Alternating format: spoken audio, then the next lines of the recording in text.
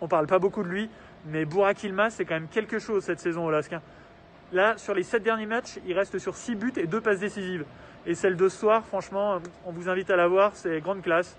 Il y a un centre de Bradarić, il remet de la poitrine, mais avec une décontraction totale. Il la remet pour Ikoné, qui trompe Jesse Moulin.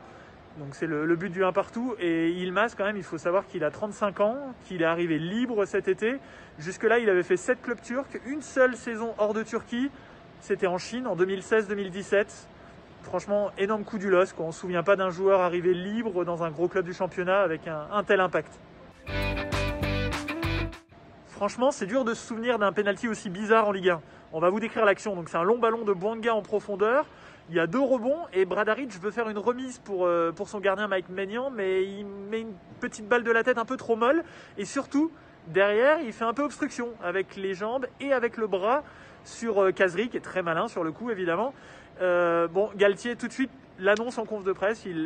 Pour lui, c'est une erreur d'arbitrage manifeste. Et ce qu'il a surtout gonflé, le coach de Lille, c'est que le VAR n'est pas revenu dessus. Et en fait, il se demande si le VAR a vraiment le pouvoir de déjuger l'arbitre sur ce type d'action. Et c'est vrai que ça coûte cher au LOSC ce soir, ça leur coûte 2 points. On joue pour remporter le championnat, donc on se doit de gagner un match comme celui-ci.